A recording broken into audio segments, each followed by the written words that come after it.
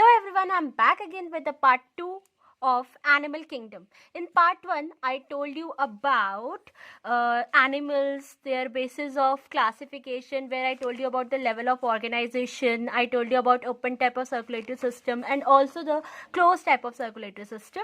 So if you have not watched it, then do watch it through the link in the description. And in part 2, here I will tell you about coelom. Okay, किस किस तरह के सिलोम्स होते हैं and the other topic that is symmetry.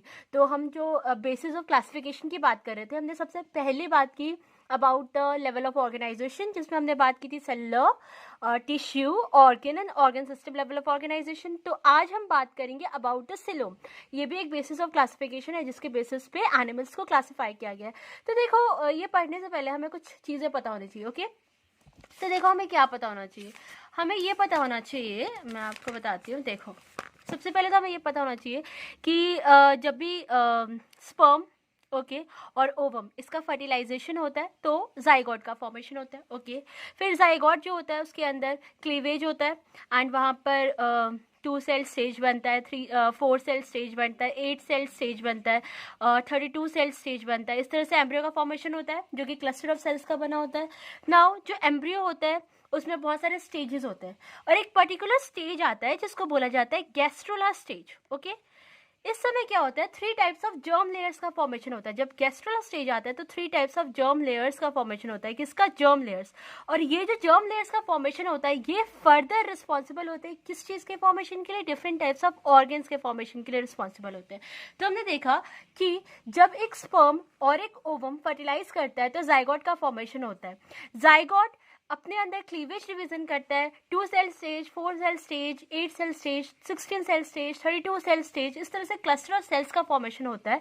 Okay, उसके बाद एक particular stage आता है एम्ब्रियो की लाइफ साइकिल में जिसको गैस्ट्रोला स्टेज बोला जाता है. जो गैस्ट्रोला स्टेज होता है इस समय 3 टाइप्स ऑफ जर्म लेयर्स का फॉर्मेशन होता है और ये जो 3 टाइप्स ऑफ जर्म लेयर्स होते हैं वो डिफरेंट टाइप्स ऑफ ऑर्गन्स का फॉर्मेशन करते हैं in the given organism. Okay, ये आपको समझ में आया क्योंकि ये आपको समझना जरूरी है before starting it.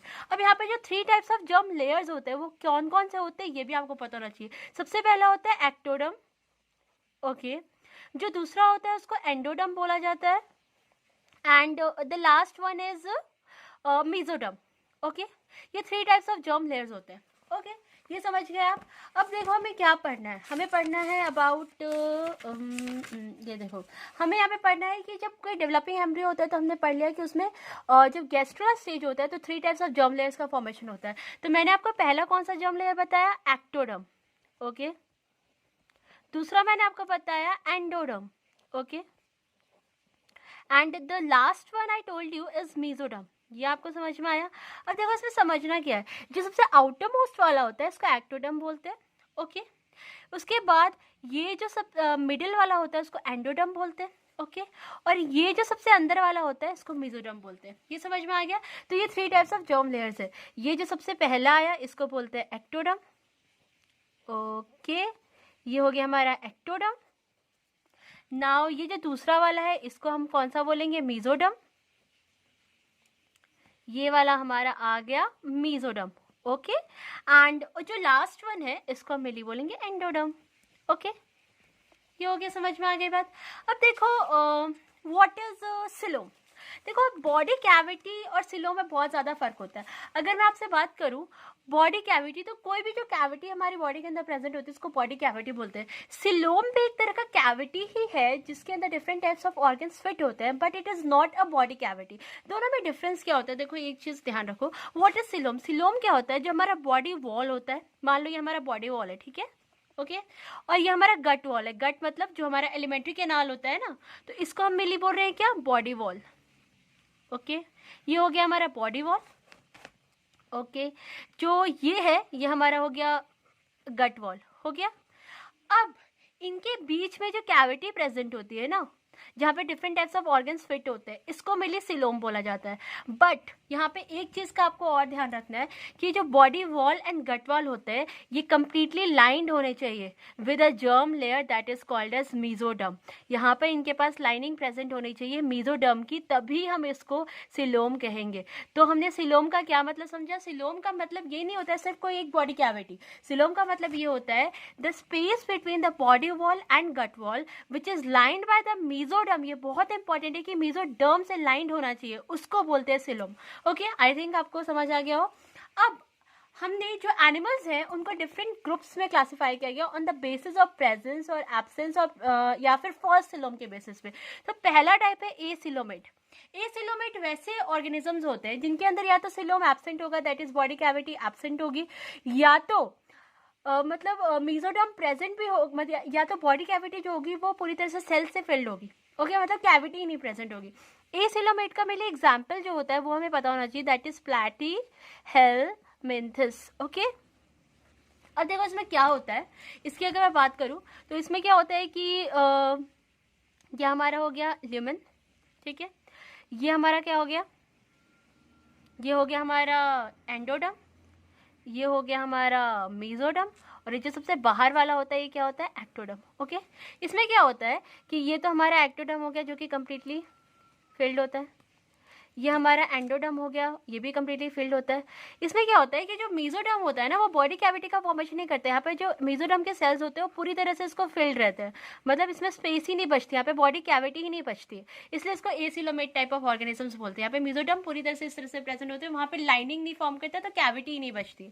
Now pseudocoelomate, इससे क्वेश्चन हमेशा आ जाते हैं क्योंकि ये बहुत ही मतलब इसमें मीजोडर्म भी होता है, फिर भी इसको फॉल्स सिलोमेट की कैटेगरी में कैटेगराइज करते हैं, इसलिए ये बहुत इंपॉर्टेंट। एस्केहेलमिंथस इसके एग्जाम्पल में आता है, तो एस्केहेलमिंथस इसके एग्जाम्पल में आता है, बहुत इंपॉर्टेंट है, इससे हर साल क्वेश्चन आ जाते हैं नीट में, तो आपको ये याद रखना है। अब देखो इसमें क्या होता है ना कि ये तो हमारा ल्यूमेन हो गया, ये हमारा एंडोडर्म हो गया, ये हमारा मीजोडर्म हो गया, और ये हमारा एक्टोडर्म हो गया।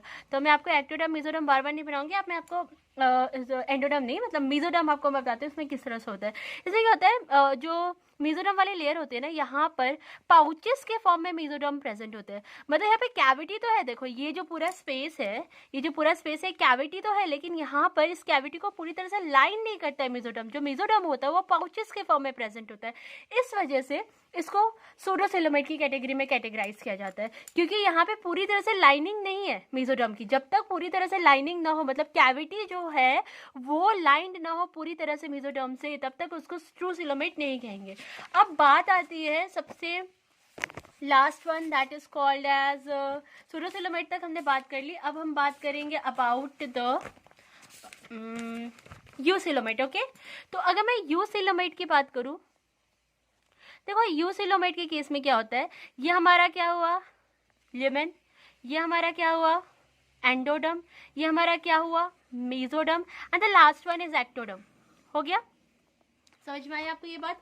अब देखो इसमें क्या समझना है कि ये तो हमारा एक्टोडर्म हो गया जो कि पूरी तरह से ये रहा, ये हमारा हो गया व्हाट एंडोडर्म इस तरह से, और ये हमारा ल्यूमेन है, ओके गट है। उसके बाद ये जो मीजोडर्म है, इसमें क्या होता है कि यहाँ पे मीजोडर्म जो होता है वो इस तरह से फॉर्म होता है, मतलब यहाँ पे भी प्रेजेंट है, ये देखो ये हमारा आ गया मीजोडर्म, इधर भी लाइनिंग इसने फॉर्म की, इधर भी यहाँ पे इसने लाइनिंग का फॉर्मेशन किया। तो यहाँ पे क्या होता है, जैसे मैंने आपको क्या बताया, ये जो कैविटी है ये दोनों ही तरफ से मीजोडर्म से लाइंड है, ये कैविटी है बीच में, यहाँ पे भी मीजोडर्म, यहाँ पे भी मीजोडर्म, इसका मतलब ये ट्रू सिलोम का फॉर्मेशन हो रहा है। और ये जो ट्रू सिलोम होता है वो किस में पाया जाता है, देखो प्लैटीहेलमिंथस में एसिलोमेट, उसके बाद मैंने सूडोसिलोमेट की बात की एस्केहेलमिंथस में। तो ट्रू सिलोम कहाँ से पहले हमने पढ़ा था, प्लैटीहेलमिंथस एस्केहेलमिंथस, उसके बाद कौन सा आता है एनेलिडा, फिर आता है आर्थ्रोपोडा, फिर आता है मॉलस्का, देन आता है मॉलस्का, फिर आता है इकैनोडर्माटा, देन आता है हेमिकॉर्डेटा, ये आपको सीक्वेंस भी याद होना चाहिए। And the last one is Chordata. बस आपको ये चीज सीक्वेंस में याद रहेगी तो आपको कोई दिक्कत नहीं होगा। तो ये हो गया हमारे किसके examples, these are the examples of eucoelomate type of organisms. अब देखो क्या है इसका फॉर्मेशन कैसे होता है।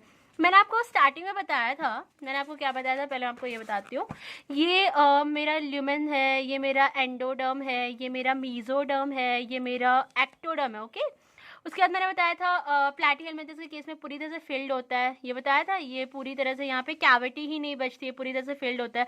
तो यहाँ पे क्या होता है ना, जब हायर ग्रुप ऑफ ऑर्गेनिजम्स में यही जो मेसोडर्म होते हैं ना, इनकी स्प्लिटिंग हो जाती है, स्प्लिटिंग ऑफ मेसोडर्म।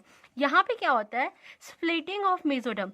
जब स्प्लिटिंग ऑफ मेसोडर्म जो होता है, स्प्लिटिंग ऑफ मेसोडर्म, जो स्प्लिटिंग ऑफ मेसोडर्म है, इससे मेनली क्या होता है, फॉर्मेशन होता है, ये मेसोडर्म इस तरह से स्प्लिट होगा। ओके, ये वाला मैं पोर्शन आपको दिखा रही हूँ, ये पोर्शन मैं यहाँ पे रिप्रेजेंट कर रही हूँ। यहाँ पे मेसोडर्म इस तरह से स्प्लिट होता है एंड यहाँ पर ये इस तरह से वॉल्स के कॉर्नर पे जाकर के अरेंज हो जाता है और बीच में एक बॉडी कैविटी बन जाती है। ओके, तो इस तरह से मेसोडर्म पूरा फेल था, लेकिन स्प्लिटिंग ऑफ मेसोडर्म हुई। स्प्लिटिंग ऑफ मेसोडर्म की वजह से मेसोडर्म जो हो गए वो वॉल के साइड साइड में अरेंज हो गए, बीच में कैविटी बन गई। तो इस तरह से एक ट्रू सिलोम का फॉर्मेशन हो जाता है। So thank you so much for watching. I hope आपको अच्छा लगा हो। एंड जो सिमेट्री है which is also level of organisation classification, उसके बारे में आपको मैं नेक्स्ट वीडियो में बताऊंगी। And do let me in the comment box कि आपको मेरा कैसा लगा वीडियो, एंड आपको और किसी चीज़ की वीडियो चाहिए तो मुझे आप बताएं। And thank you so much guys, and keep studying guys.